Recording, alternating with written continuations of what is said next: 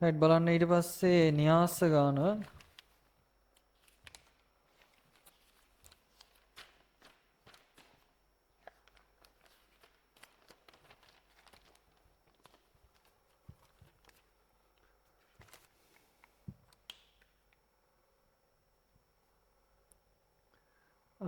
A කියලා න්‍යාසයක් තියෙනවා A 2 3 ඒරින 1. ඊපස්සේ ප්‍රතිලෝමණය කළ හැකි එහි අගේ සියල්ල සොයන කියලා කියන. එතකොට අපි ගමු det A වතාවක් ඒරින 1 ඍණ 3 වතු 2 6. එතකොට එන මොකද්ද? A වර්ග ඍණ A ඍණ 6. ප්‍රතිලෝමණය කළ හැකි නම් det A අසමාන බිඳුවක් වෙන්න ඕනේ. det A සමාන බිඳුවක් වන අගයන් සොයමුද? ඒ අගයන් වලට ප්‍රතිලෝමණය කරන්න බෑනේ. කරන්න බැයි නම් ඒක නැති වෙන්න ඕන. එතකොට A වර්ග ඍණ A ඍණ 6 සමානයි බිඳුව වෙන අගයන් ටික බලමු. හරිනවනේ. A ඍණ 6යි ඒ ධන එක සමාන බිඳුව කියලා. එතකොට A වර්ගය ධන A ඍණ 6ක් බොරුනේ. A ඍණ 3යි A ධන 2යිනේ. A වර්ගය ධන 2ක් ඍණ 3ක් ඍණ 6 සමාන බිඳුව. එතකොට A සමාන 3 හා A සමාන ඍණ 2ට det A සමානයි බිඳුවයි. එහෙනම් අපිට පුළුවන් මෙන්න මෙහෙම දැන් A අවයවයක් තාත්වික සංඛ්‍යා සහ නමුත් ඒ අසමානයි 3, ඍණ 2 සඳහා ප්‍රතිලෝමණය කළ හැකි. ඒ අවයවයක් තාත්වික සංඛ්‍යා හැබැයි 3ට ඍණ 2ටයි නම් බෑ. ඒ දෙකට බිඳුවක් වෙනවා කියලා අපිට ගන්නවා. ඒ දෙකේ හැර අනිත් ඕනම එකක් කියලා ගන්න පුළුවන්. ඊට පස්සේ C න්‍යාසය කියන එක කෙනා Q trans ගේ P දැන් C trans සමානයි A කියලා තියෙනවා. C අහනවා. එතකොට Q කියලා කියන්නේ Q ගේ trans එක ලියමු. දැන් Q දීලා තියෙනවා මෙහෙ. Q සමානයිලු 2 ඍණ 1 3 7 2 4. එතකොට Q ගේ trans එක වෙන්න ඕනේ එහෙනම් 2 ඍණ 1 3 7 2 4 නේ. එතකොට P කියලා කියන්නේ මම දීලා තියෙනවා. P මෙතන ලියන්නම්. P කියලා කියන්නේ 1 බිඳුව බිඳුව 1 ඍණ 1 ඍණ 2. ඒකට ධන C ගේ trans එක සමානයි A ලු. ඒ කියන්නේ මොකද්ද? මේකනේ. දැන් මොකද්ද කියලා ඒ දීලා නැහැ. ඒ අපිට ලියන්න වෙන මොකද්ද?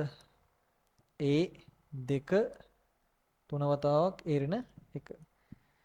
මෙතන ಗುಣ කරමු. දැන් මෙතන එන්නේ 2 3 න්‍යාසයනේ. 2 වැඩි කිරීම 3 න්‍යාසය. මේක 3 වැඩි කිරීම 2 න්‍යාසය. 2 2ක් තමයි එන්නේ. ಗುಣ කරාම එන එක මම ලියන්නම්. ඒතර මේක සමානයි මේ සෙට් එක මේ සෙට් එකෙන් 2යි බිඳුවයි ඍණ 2යි මේ ධන 2යි බිඳුවයි ඍණ 2යි බිඳුවයිනේ බිඳුව. ඊපස්සේ බිඳුවයි 3යි ඍණ 4යි. බිඳුවයි 3යි ඍණ 4යි කියන්නේ ඍණ 1යි. ඊපස්සේ මේ සෙට් එක මේ සෙට් එකෙන් ඍණ 1යි බිඳුවයි ඍණ 4යි. ඍණ 1යි බිඳුවයි ඍණ 4යි ඍණ 5යි. බිඳුවයි 7යි ඍණ 8යි. බිඳුවයි 7යි ඍණ 8යි. ඍණ 1යි නේ. ඔන්න ඕක ධන C trans. ධන C ගේ trans එක සමානයි A2 3 A ඍණ 1යි. right. දැන් C trans එක මේක අඩු කරමු අපි. C trans වල C ගේ trans එක සමානයි මේක අඩු කරනවා. එතකොට මොකක්ද වෙන්නේ? A2 3 වතාවක් A ඍණ 1 කියන න්‍යාසයෙන් අපි අඩු කරනවා අර න්‍යාසය. මොකද්ද? බිඳුව ඍණ 1 ඍණ 5 ඍණ 1. ඍණ එකක් කියලා දාන එකතු කරන්න පුළුවන්. මේ ඔක්කොම ඍණ ඍණ. එතකොට එකතු වෙනවා A ධන Aට බිඳුවක් එකතු වුනහම A. දෙකට එකක් එකතු වුනහම ධන 3යි. 3ට 5ක් එකතු වුනහම ධන 8යි. A ඍණ එකට ධන එකක් එකතු වුනහම A. එතකොට මේක තමයි C ගේ trans එක. එතකොට C කියලා කියන්නේ C trans ගේ trans එක ගමු. C එනවනේ. එතකොට A3 A3 එතන 8 A. ඕකනේ එන්නේ. මේක දීලා තිනවා ගාන මේක සමානයි 2 8 3 2 කියලා. හරිනේ එහෙනම් A සමාන 2 වෙන්න ඕන 8ට 8 සමානයි 3ට 3 සමානයි A 2යිනේ. අපි කියනවා එහෙනම් මොකද්ද? A සමාන 2යි කියලා ඔප්පු වෙනවා. right. හරි ඉවරයි. ටික මම දැන් මා කරනවා. ඒක අවුලක් නැහැ නේ පොඩි සුළු කිරීමක් තියෙනවා. රයිට් ඊට පස්සේ a සමාන 2යි කියලා පෙන්නවා.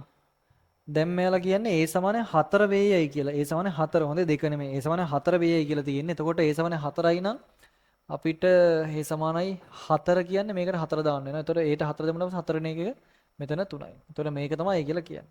ඊට පස්සේ මෙයාලා කියනවා a වතාවක් 7i2 ඍණ a කියන එක කෙනා සොයන්න කියලා. එතකොට a කියලා කියන්නේ එතකොට 4යි 2යි 3යි 3යිනේ. ඒක වතාවක් 7යි ඊට කියන ඕක 7 වතාවක් නරිනේ ඒ වතාවක් ඒ කියන්නේ එතකොට 4යි 2යි 3යි 3යි ගුණ වෙන්න ඕන 4යි 2යි 3යි 3ෙන්. එතකොට මේ ලැබෙන අගය 7 4 28 මොකද i2 කියලා කියන්නේ මේකමනේ අපිට ලැබෙන්නේ. එතකොට 4 2 14යි 21යි 21යි ඔකන ලැබෙන්නේ. එහෙන් අඩු කරාම මේකයි මේකයි 16යි 6යි 22යි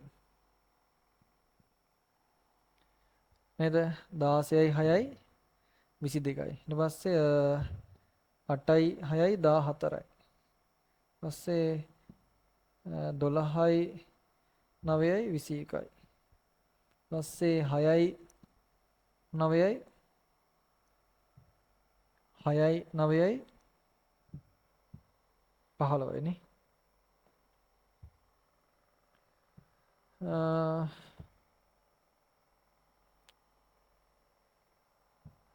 16යි 6යි 22යි ඊපස්සේ මෙතන එන්නේ මේ දෙකයි මේ දෙකයි එතකොට 3 2 6යි 3 3 9යි 6යි 9යි 15යි එතකොට අපිට එන්නේ ළමයි මේක ගුණ කරාම එන්නේ 28න් 22ක් අඩු කරාම 6යි 14 14ක් ගියාම බිඳුවයි 20න් 21ක් ගියාම බිඳුවයි 20කින් 15ක් ගියාම 6යි. ඔහොම එකක් එන්නේ නේ. එතකොට මේක සමානයි අපිට 6ක් කිරට ගත්තොත් 6යි එක එක බිඳු බිඳු කියන්නේ 6ක් i2 නේ. 6ක් i2. එතකොට මේක සමානයි 6ක් i2 කියලා ගන්න පුළුවන්. එනයින් අපිට ඒකේ ප්‍රතිලෝමය හොයන්න පුළුවන් නේ රයිට්. එහෙනම් අපිට ඒක 6ක් i2 කියලා ආවනේ. ඊට පස්සේ අපිට වෙන්නේ ඒක අයුරින් අපොඩි අපෝහනේ. දැන් මේක එනවනේ උත්තරේ. ඒක ගන්න. ඊට පස්සේ 6ක් i2 කියලා ගත්තනේ. දැන් ඕක ඇසුරින් අපිට අරගෙන හොයන්න දැන් හිතන්න අපි සංඛ්‍යාවක දන්න ප්‍රතිලෝම න්‍යාසය කියන්නේ මොකද්ද ළමයි? ප්‍රතිලෝම න්‍යාසය කියලා කියන්නේ යම් කිසි අගයක් තවත් න්‍යාසකින් ගුණ කරාට පස්සේ එයාගේ අනිත් පැත්තට ඒ ගුණිතය සමාන වෙලා i ට සමාන වෙනවා නම් හිතන්න දැන් ab සමාන වෙලා ba සමාන වෙලා i වෙනවා නම් ab සමාන b සමාන i වෙනවා කියන්නේ අර ab සමානයි i කියලා ගත්ත මේ b කියලා කියන්නේ ඒකේ ඉන්වර්ස් එක වගේනේ. ඕකනේ තීරිය. එතකොට ඒක මෙතනට පාවිච්චි කරමු. එතකොට යම්කිසි න්‍යාස දෙකක ගුණිතය i වෙන පරිදි තියෙනවා නම් අපිට කියන්න පුළුවන් ඒක යාගේ ඉන්වර්ස් එක කියලා නේ. එතකොට මේක 6ෙන් බෙද්දොත් දැන් a වතාවක් කොහොමද තියාගමු? a බෙදීම 6 වතාවක් 7ක් i2 ඍණ a සමානයි i2 නේ. එතකොට දැන් අපිට a වතාවක් මෙතන 7ක් i2 ඍණ a බෙදීම 6 සමාන i2 වන පරිදි දිනවා කියලා කියන්නේ a වතාවක් a ඉන්වර්ස් තමයි i2 වෙන්න ඕන. මේක a ඉන්වර්ස් කියලා හිතන්න පුළුවන් අපිට. එහෙනම් a ඉන්වර්ස් සමාන 1ට 6 වතාවක් 7ක් i2 ඍණ a නේ. එතකොට 1ට 6 එළියට ගත්තට පස්සේ 7ක් i2 කියන 7යි 7යි බිඳුවයි බිඳුවයි. ඍණ a කියලා කියන්නේ එතකොට 4යි 2යි 3යි 3යි. එතකොට a ඉන්වර්ස් කියන්නේ 1ට 6 වතාවක් 7න් 4ක් ගියාම 3යි. බිඳුවෙන් 2ක් ගියාම ඍණ 2යි. බිඳුවෙන් 4ක් ගියාම ඍණ 4යි. 3න් 7න් 3ක් ගියාම 4යි. එතකොට බලන්නකො a කියන එක්කෙනා දැන් අපි හරිනේ මේ දෙන මාරු වෙන්න ඕන. ඩෙට්ටේ 12 ඍණ 6යි. ඊට පස්සේ මේ දෙන මාරු වෙනවා මේ දෙන ලකුණු මාරු වෙන්න ඕන. මෙතන පොඩි වැරද්දක් වෙලා තියෙනවා නේ. බිඳුව ඍණ 3 කියලා කියන්නේ ඍණ 3යි නේ. හරිනේ මේ. ධන 3 ඍණාගේ ඍණ 3යි. ධන 2 ඍණාගේ මේක. හරිනේ. අපි ඒක ඔප්පු කරා. රයිට්. බලා ගන්න තව න්‍යාසයේ තියෙන මොකද්ද? සමීකරණ දෙයක් විසඳන්න නේ. හරි. මෙම ප්‍රතිලෝම න්‍යාසය ඇසුරින් කියලා කියන්නේ. එහෙනම් මේක පාවිච්චි කරන්න කියලා කියන්නේ.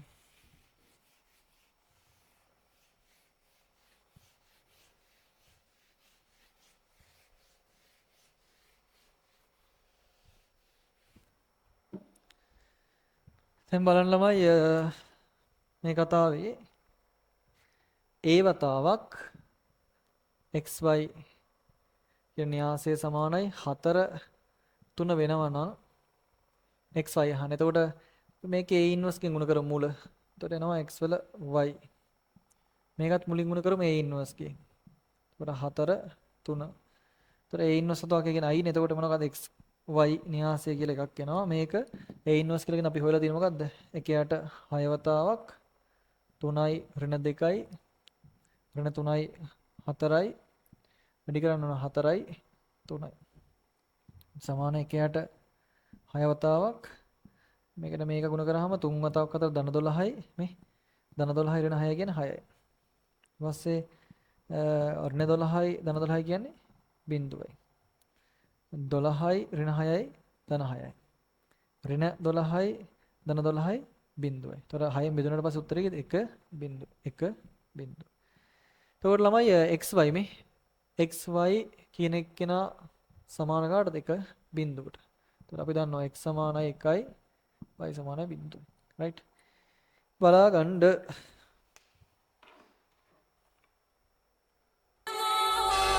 ඊන ටාගට් කරවන කම්බයින්ඩ් මැථර් සංකීර්ණ සංයුක්ත ගණිතය නිර්මාණාත්මක ප්‍රවේශයන් තුළින් පහසු බව තහවුරු කළ ලංකාවේ අංක 1 කම්බයින්ඩ් මැත්ස් වැඩපිළිවෙල combined maths with Madushan Niranjan Indeepa Gampaha සියොන් කුරුණෑගල නම්බර් 0 මහනුවර ලංකාවටම ඔන්ලයින් 076 962 079 හේම කියන්නෙම ටාගට් වලට